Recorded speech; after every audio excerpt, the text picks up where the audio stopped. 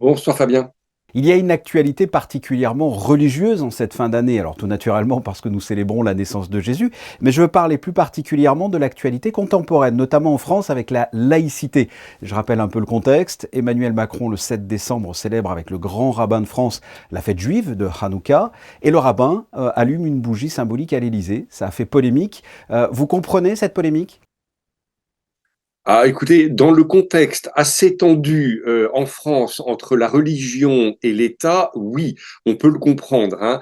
Ces 50 dernières années, il y avait une vision très, comment dirais-je, un peu excessive de cette laïcité, alors qui avait été un peu bémolisée, si vous me passez l'expression, par Nicolas Sarkozy, qui avait eu le mot d'une laïcité positive.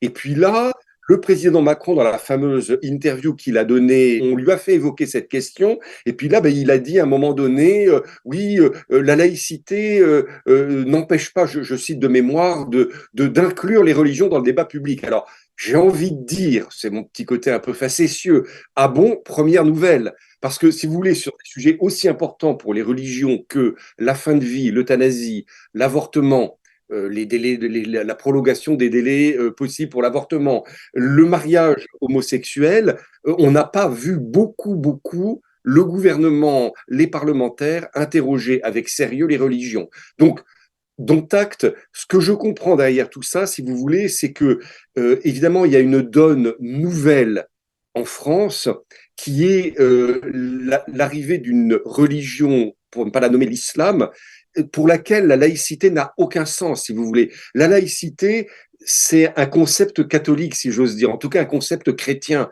Ça s'ancre dans la parole même de Jésus, donner à Dieu ce qui est à Dieu et rendre à César ce qui est à César. Donc cette distinction, qui n'a pas toujours été facile d'ailleurs, même en Occident, mais elle est quand même fondatrice de notre civilisation occidentale. C'est pas du tout le cas dans la civilisation de l'islam, dans laquelle, au contraire, la vision est que le politique doit être soumis à la religion, et que c'est Alors, la je vais religion me qui doit permettre demander. je vais me permettre de vous piquer, parce que du coup, nous, à Monaco, on est dans un pays concordataire où la religion est dans la Constitution. Oui, alors, mais non, mais c'est intéressant parce que justement, dans notre pays, alors parfois on se moque un petit peu de Monaco. Vous savez, le Monaco bashing, c'est tellement facile en disant cette principauté arriérée dans laquelle la religion catholique est la religion d'État.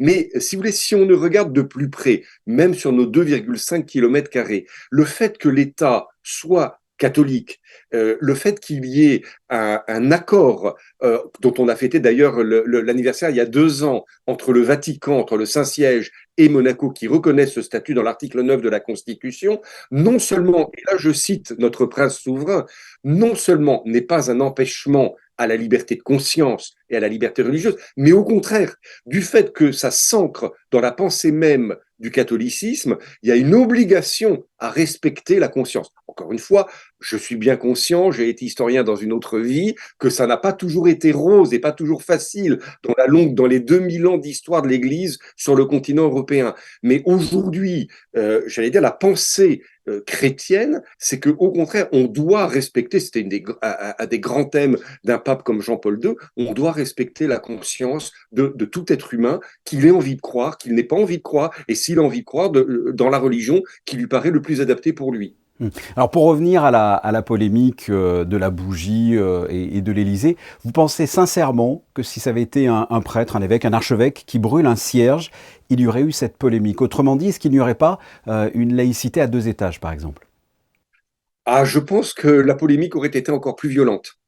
Si vous voulez, oui, parce que si vous voulez, dans le rapport entre l'État en France et les religions, les rapports les plus conflictuels sont avec la religion catholique. Et ça sent que, si vous voulez, pour des raisons historiques, hein, c'est vraiment pour des raisons historiques. Et donc, je pense que si le président avait proposé, et à mon avis, il ne l'aurait jamais fait, à un prêtre de dire publiquement une prière à l'Élysée, ça aurait fait encore plus de scandale. Après, si vous voulez, ma pensée profonde là-dessus, en vue maintenant de Monaco, c'est que bah, tant mieux si la République française, d'un seul coup, se dit bah, tiens, qu'on ne peut pas laisser de côté complètement les religions. D'une certaine façon, c'est peut-être un peu de sagesse Une autre actualité religieuse importante, hein, la déclaration récente du pape concernant les mariages homosexuels. Pouvez-vous nous expliquer quelle est cette position ou cette déclaration? Alors, déjà, merci de poser la question parce que ce n'est pas une déclaration du pape. Et puis, ce document ne parle pas de mariage homosexuel. Document parle de bénédiction et, j'allais dire, appel à une attention pastorale vis-à-vis de tous ceux et de toutes celles qui, par leur situation, entre autres matrimoniale, ne sont pas dans une espèce de conformité à la pensée de l'Église. On peut penser aux divorcés remariés, on peut penser, les médias l'ont beaucoup fait, et vous venez de le faire, aux couples de même sexe, mais on peut penser à tout un tas d'autres personnes qui, du fait de leur situation, seraient en situation de péché objectif par rapport à la pensée de l'Église, par rapport à la morale de l'Église. Alors le pape dit, concrètement, il ne faut pas exclure ces personnes-là, et si elles demandent à cheminer néanmoins avec Dieu, ben, il faut quand même voir ce qu'on peut faire avec elles. Vous comprenez ce changement de position? J'y vois plus une espèce de coup de com', un coup de communication du Vatican. Je vous cache pas que beaucoup de catholiques trouvent ça gênant. Voilà, parce que ça met peut-être un peu, ça met même sûrement de la confusion. On voit bien comment les médias se saisissent de ce sujet parce que voilà, c'est très amusant. Les mêmes médias qui ne voudront sûrement pas entendre l'Église parler de l'euthanasie sont les mêmes qui d'un seul coup disent ah ça y est, l'Église change enfin. Ce qui serait intéressant, c'est qu'ils écoutent avec autant d'attention les positions de l'Église quand elle parle par exemple de la fin de vie ou quand elle parle des pauvres, quand elle parle des migrants, quand elle parle du respect aussi de l'enfant à naître, que quand le pape, en effet, attire l'attention pastorale sur la situation des couples, en particulier homosexuels ou divorcés remariés, qui souhaitent néanmoins ne pas exclure Dieu de leur vie et qui se retrouvent dans cette position peu confortable et qui est une situation de ce qu'on appelle, nous, de péché objectif par rapport à la loi de l'Église. Que souhaiteriez-vous dire comme ça aux téléspectateurs pour ces fêtes de fin d'année là? Écoutez, un message très simple.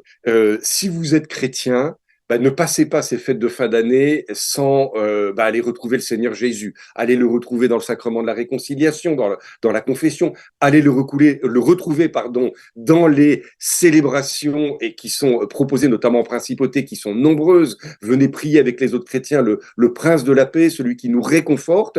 Et si vous n'êtes pas chrétien, si vous êtes peut-être même athée, n'oubliez pas, au milieu de toute cette fête, un peu de transcendance. N'oubliez pas que ces fêtes sont aussi l'occasion pour tous, croyants ou non croyants, d'exprimer aussi de la solidarité avec les plus pauvres, de montrer aussi que on peut espérer un avenir meilleur. Je crois que c'est aussi un des sens de cette fête de Noël. La lumière brille dans les ténèbres. Pour nous, cette lumière, c'est Jésus-Christ, mais cette lumière, elle est faite pour tous et on a tous besoin de cette petite flamme au fond de nous qu'on appelle l'espérance, de la possibilité de construire un monde meilleur.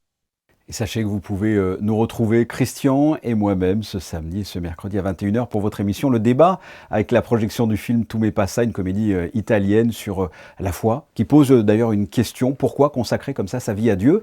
Merci Christian, et passez de bonnes fêtes dans le Périgord. Merci beaucoup, très belle fête à tous ceux qui nous regardent et très joyeux Noël. À très bientôt Christian.